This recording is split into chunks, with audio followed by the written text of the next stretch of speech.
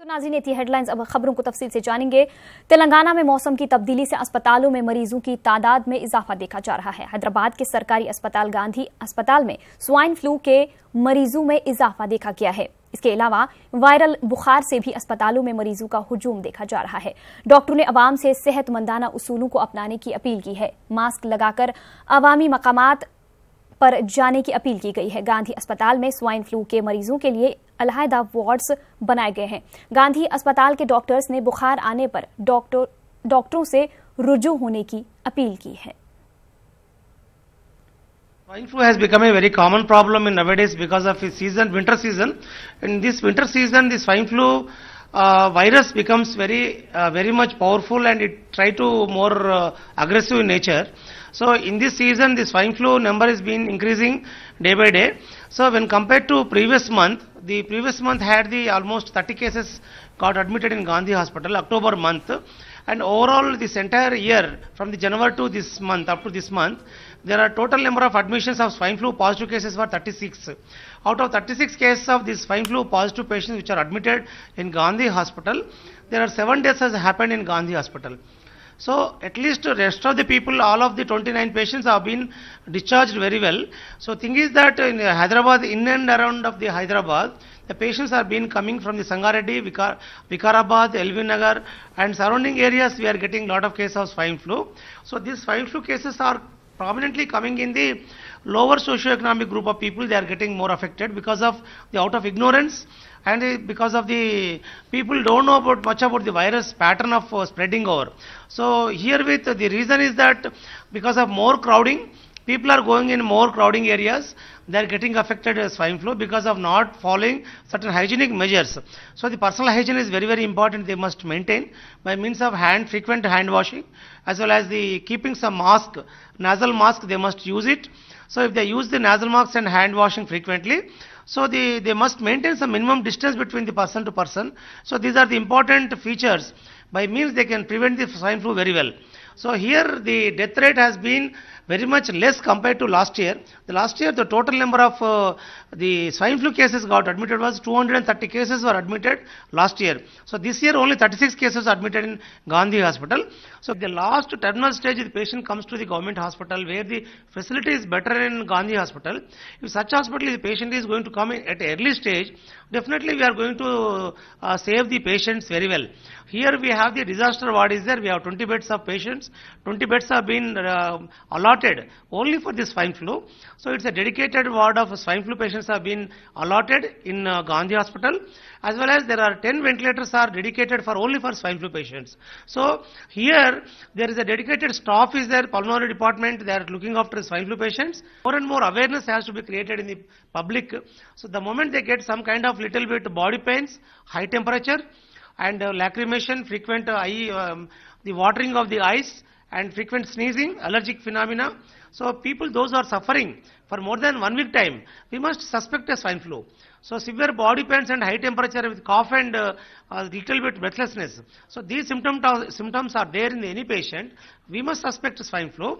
As soon as they come to our hospital, we can take a throat swab and we can send it a throat swab, and it will be the report we are going to get it within 24 hours. As soon as we get the report, we are going to admit the patient in isolated ward in the swine flu ward, disaster ward.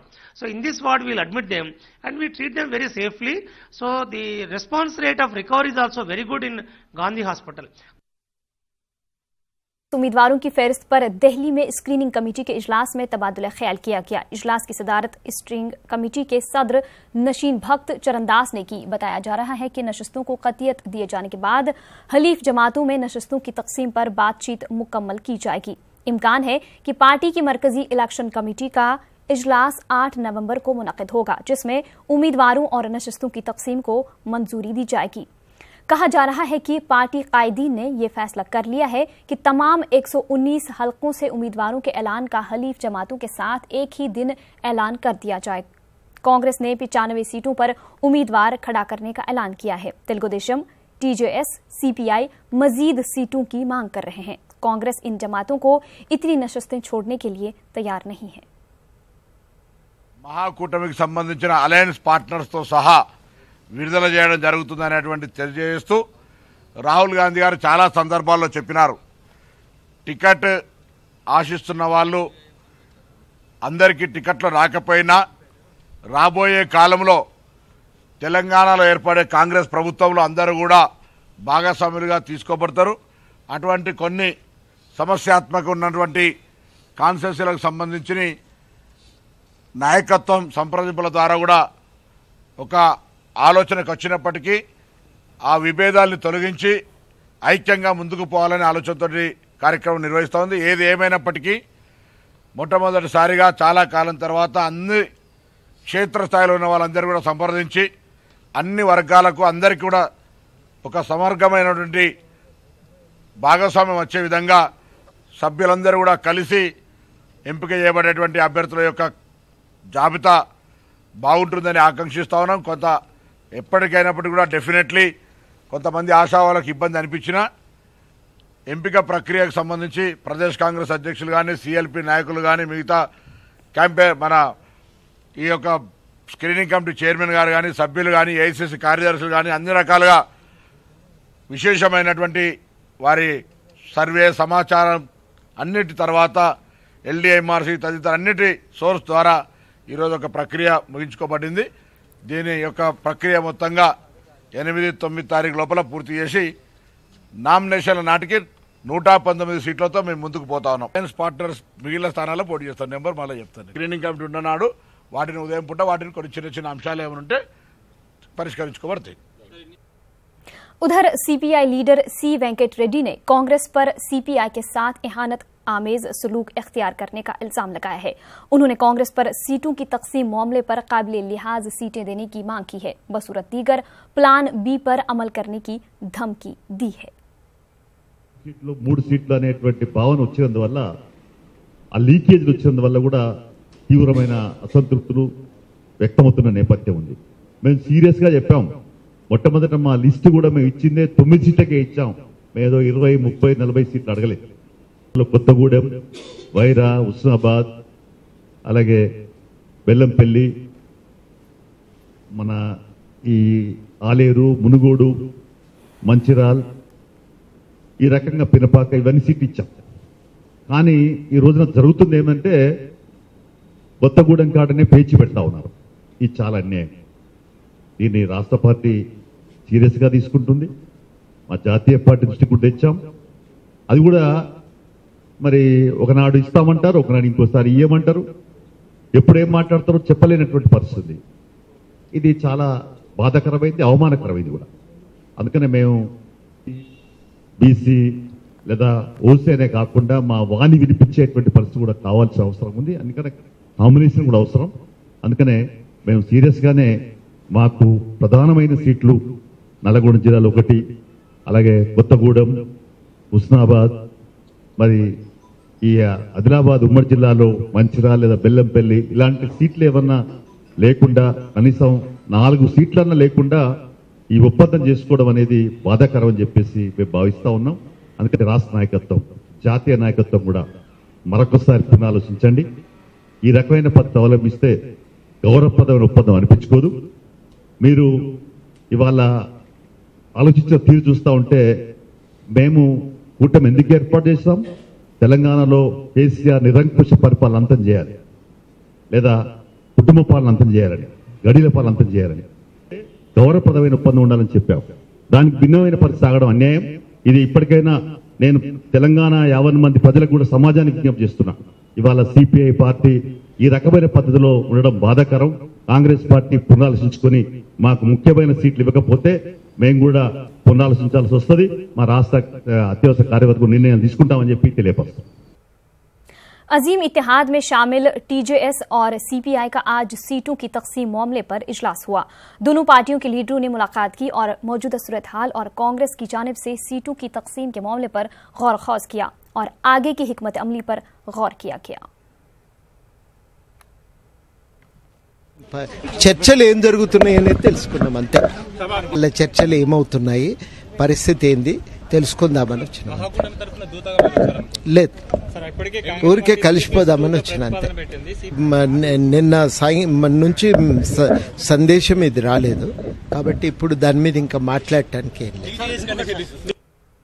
Telangana में assembly इंतखाबात के पेश नजर रियासत भर में security बढ़ा दी गई है।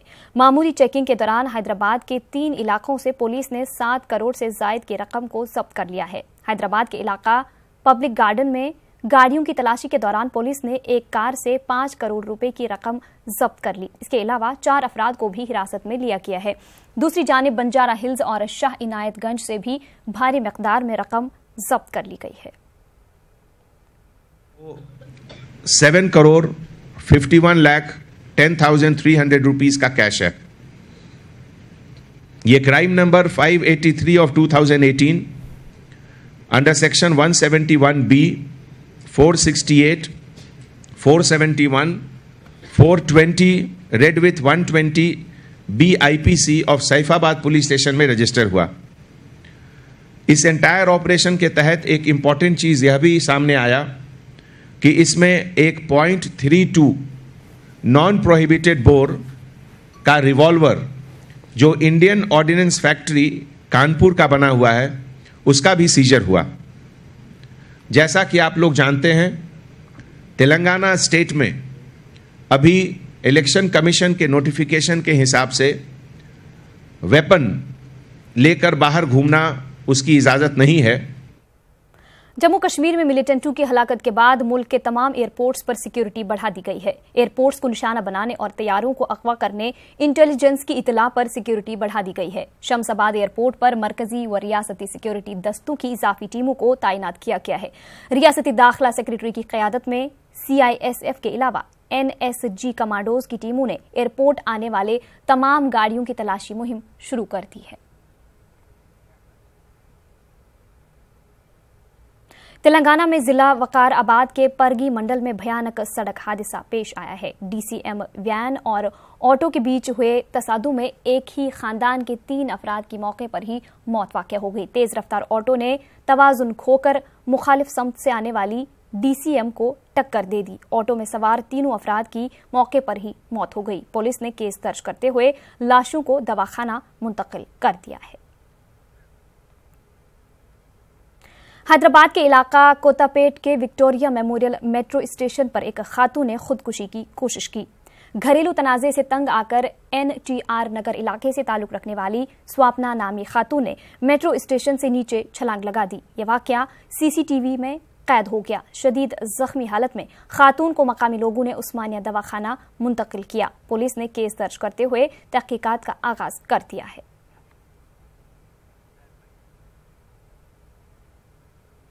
जिला आदिलाबाद के रिम्स हॉस्पिटल में डॉक्टर्स की लापरवाही के सबब एक हामिला खातून की मौत हो गई है। गंगामनी नामी खातून को कल रात खराबी सेहत की बिना पर हॉस्पिटल में शरीक किया गया। डॉक्टर्स ने इस खातून पर कोई खास तवज्जो नहीं दी, जिसके सबब खातून की मौत हो गई। बरहम रिश्तेदारों ने लाश के साथ हॉस्पिटल के रूबरू शाहरा पर एहतजाज किया, जिसके सबब कुछ देर के लिए ट्रैफिक निजाम दरहम बरहम हो गया। पुलिस ने मौके पर पहुंचकर कसूरवारों के खिलाफ कार्रवाई की यकीन दहानी करवाई।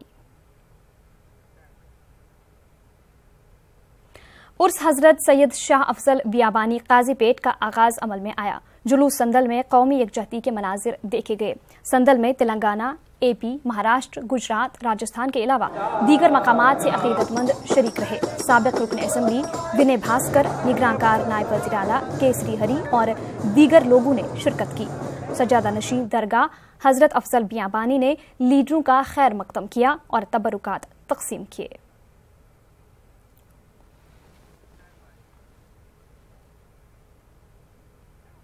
तेलुगु रियासतों में रोशनी का त्यौहार रिवायती जोश खरोश से मनाया जा रहा है। घरों, तिजारती मराकिज को रोशनियों से सजाया गया है।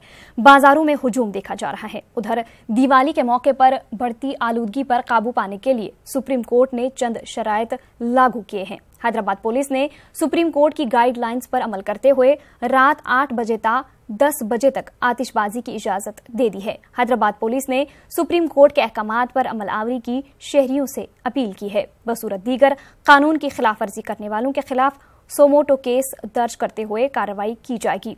सिटी पुलिस कमिश्नर की जानिब से शहर के तमाम पुलिस स्टेशन को मेमो जारी किया गया है। तेलुगु रियासतों के गवर्नर ने तेलुगु अवाम को रोशनी के त्यौहार की मुबारकबाद पेश की है। उन्होंने कहा कि दिवाली का त्यौहार बुराई के खिलाफ नेकी की जीत है। उन्होंने इस मौके पर तेलुगु रियासतों में अमन, खुशहाली और तरक्की के लिए अपनी नेक तमन्नाओं का इजहार किया। तेलंगाना के निगरानकार वजीर आला के चंद्रशेखर राव ने अवाम को दिवाली की मुबारकबाद पेश की। उन्होंने अपने बयान में ढेर सारी मुबारकबाद दी और कहा कि ये दिवाली रोशनी और खुशी का त्यौहार है। उन्होंने अवाम की खुशहाली के लिए नेक तमन्नाओं का। आंध्र प्रदेश के वजीर आला एन चंद्रबाबू नायडू ने कहा कि मरकज में एनडीए की गलत हुक्मरानी का खात्मा ही हकीकी दिवाली होगी। उन्होंने अपने दिवाली बयान में कहा कि मुल्क के लिए हकीकी दिवाली उस वक्त होगी जब एनडीए की गलत हुक्मरानी का खात्मा होगा। वजीर आला ने मरकज पर तनकीद करते हुए कहा कि मोदी हुकूमत ने रियासत में तूफान के मुतासरीन की इमदाद से गुरेज करते हुए गैर इंसानी रवैया इख्तियार करने का इल्जाम लगाया। बारहा नुमाइंदगी पर भी मुतासरीन की मदद नहीं की गई। विजयवाड़ा पुलिस कमिश्नर तिरुमला राव ने अवाम को दिवाली त्यौहार सुप्रीम कोर्ट की हिदायत के मुताबिक मनाने की अपील की है। उन्होंने रात 8 ता 10 के दरमियान आतिशबाजी करने की अपील की है। उन्होंने खिलाफ वर्जी करने वालों पर सख्त कार्रवाई करने का इंतबा दिया। कमिश्नर पुलिस अवाम से माहौल के साथ साथ खुद को भी महफूज रखने पर जोर दिया है। कृष्णा जिला कलेक्टर ने कलेक्ट्रेट के मुलाजमीन को दिवाली की मुबारकबाद पेश की और मुलाजमीन में मिठाई और तोहफे पेश किए।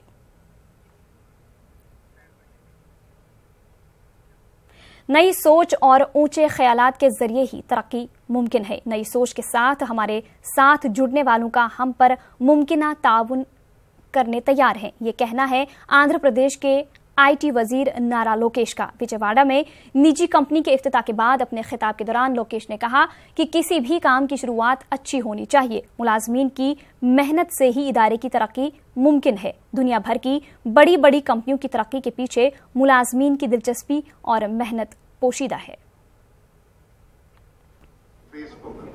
Or let's talk about some companies in India. And it could be Ola, Oyo, or the traditional companies like Wipro or even Infosys. They were not started in these fancy incubators. They were not founded in these very expensive buildings. But what worked for them is a group of amazing mentors. What worked for them were the first investors who believed in that business model. So for us here in Andhra Pradesh, we believe that innovation is a way of life. And for all the businessmen on the dais and off the dais, if we don't innovate, we are going to be irrelevant. Apart from that, we already have the Thai Amravati going. We have the Amravati Angels doing exceptionally well. I think 4 companies got shortlisted. We are funding. So we have venture capitalists who are on the dais or off the dais who are going to fund. But even the government is going to co-fund. So for every rupee they invest, we are going to invest 1 rupee. Anantapur के किदरी इलाके में तेलुगु देशम की रुकनियत साजी मुहिम शुरू की गई। इस दौरान हर हाल में पार्टी से जुड़े रहने का अज़्म किया गया। इलाके के अवाम की बड़ी तादाद तेलुगु देशम पार्टी से जुड़ी हुई है। पार्टी लीडर वेंकट प्रसाद ने कहा कि बीजेपी, वाईसीपी और जनसेना रियासती की तरक्की में सबसे बड़ी रुकावट बने हुए हैं। तेलुगु देशम पार्टी की मकबूलियत से वो बौखलाहट का शिकार हो गए हैं। आंध्र प्रदेश बीजेपी सदर के लक्ष्मी नारायण ने तेलुगु देशम हुकूमत को तनकीद का निशाना बनाया। उन्होंने नायडू हुकूमत पर हर सतह पर नाकाम होने का इल्जाम लगाया। लक्ष्मी नारायण ने चंद्रबाबू नायडू पर इंतखाबी वादों को पूरा नहीं करने का इल्जाम लगाया और चंद्रबाबू नायडू के नाम एक खत लिखकर कई सवालात किए। कांग्रेस लीडर तुलसी रेड्डी ने कहा कि कर्नाटक नताइज के बाद मुल्क में मोदी लहर का खात्मा हो गया है। आने वाले 6 असेंबली नताइज और 2019 लोकसभा में राहुल गांधी लहर की शुरुआत होगी। उन्होंने कड़पा में स्टील प्लांट कायम करने मरकजी हुकूमत से मुतालबा किया।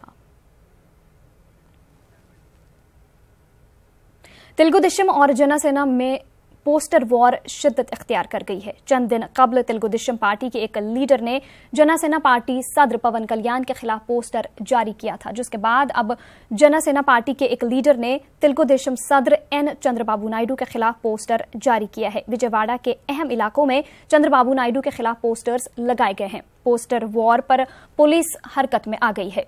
विजयवाड़ा पुलिस ने तेलुगु देशम और जनसेना पार्टी के लीडरों की काउंसलिंग की और दोनों को एक दूसरे के जज्बात को ठेस न पहुंचाने का मशवरा दिया।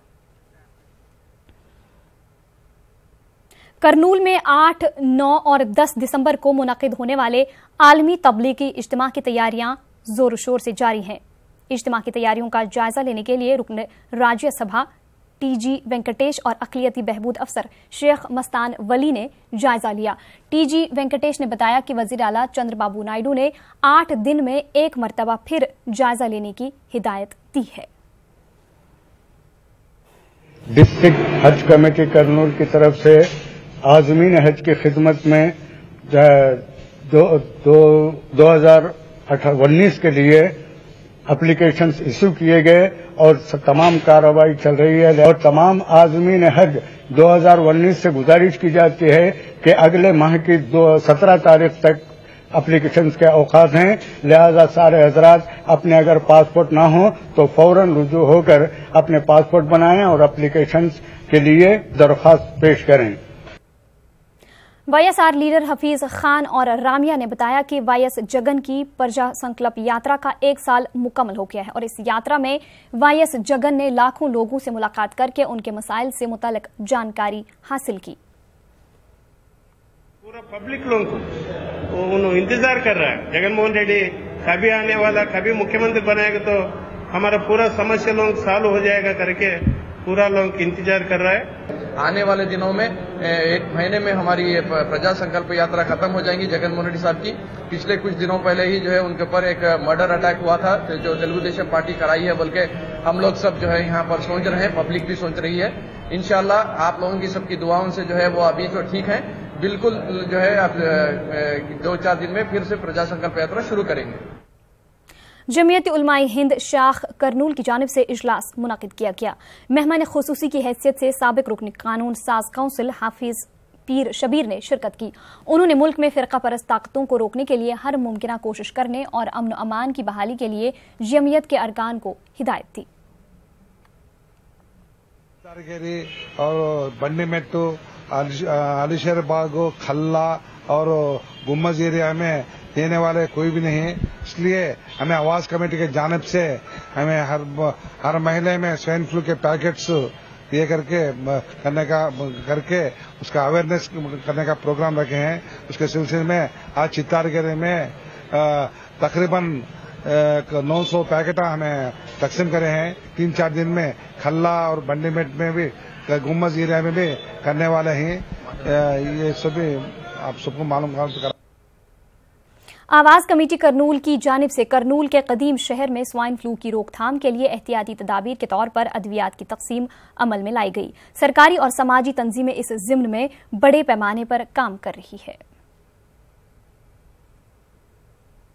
और बंडीमेट्टू, अलीशर बाग, खल्ला और गुम्मज एरिया में देने वाले कोई भी नहीं, इसलिए हमें आवाज कमेटी के जानिब से हमें हर महीने में स्वाइन फ्लू के पैकेट्स ये करके उसका अवेयरनेस करने का प्रोग्राम रखे हैं। उसके सिलसिले में आज चित्तारगिरी में तकरीबन 900 पैकेट हमें तकसीम करे हैं। 3-4 दिन में खल्ला और बंडीमेट में भी, गुम्मज एरिया में भी करने वाले हैं। ये सभी आप सबको। करनूल में 10 नवंबर को कौमी सतह पर वक्फ इमलाक से मुतालिक शऊर बेदारी प्रोग्राम मुनक्किद किया जा रहा है, जिसकी पोस्टर की रस्म इजरा तेलुगु देशम लीडर टीजी भरत के हाथों अमल में आया। उन्होंने बताया कि करनूल में पहली बार वक्फ इमलाक के तहफ़्फ़ुज़ात और इसके मुतालिक कौमी सतह का शऊर बेदारी प्रोग्राम मुनक्किद किया जा रहा है। ये प्रोग्राम नवंबर 10 को सुबह 10 बजे से दोपहर 2 बजे प्राइवेट फंक्शन हॉल में होगा। इस प्रोग्राम में मुख्तलिफ रियासतों से ताल्लुक रखने वाले रियासती वक्फ कमेटी के जिम्मेदारान, समाजी कारकुन और सियासतदान शिरकत करेंगे। महमूद पीर ने आवाम से इस प्रोग्राम को कामयाब बनाने की अपील की है। అవేర్నెస్ ప్రోగ్రామ్ గురించి లాంచ్ చేయడం జరిగింది. పీరా సాబ్ మెయిన్ ఆర్గనైజ్ చేస్తున్నారండి. 10th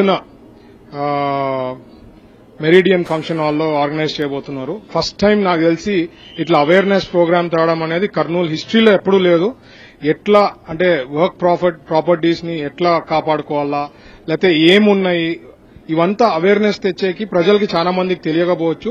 సో ఈ అవేర్నెస్ ప్రోగ్రామ్ తెచ్చేదానికి పీర్ గారు చాలా కష్టపడినారు. చాలా పెద్ద పెద్ద లీడర్స్ అందరూ కూడా దీంట్లో పాల్గొంటున్నారు కాబట్టి వాళ్ళకి ప్రత్యేకించి ధన్యవాదాలు తెలుపుతున్నాను. फॉरवर्ड मीडिया रिसर्च के जरिए से जो है हिंदुस्तान में पहली मर्तबा जो है वक्फ के ऊपर जो है अवेयरनेस प्रोग्राम करनूल के अंदर रखा जा रहा है. इसकी हमें बड़ी खुशी है. लिहाजा जो है हमारे करनूल के अंदर जितने भी हमारे मुसलमान साथियां ऑर्गेनाइजेशन वगैरह भी बहुत साथ दे रहे हैं. हर कोई जो है वक्फ बोर्ड के अवेयरनेस होना जरूरी है. जब आप लोग वक्फ बोर्ड से अवेयरनेस अगर हो जाएंगे तो हमारे प्रॉपर्टीज कैसा बचा लेना, कैसा जो है इंक्रोचमेंट से हटा लेना, कैसा निकाल लेना बोलने का एक आ जाता.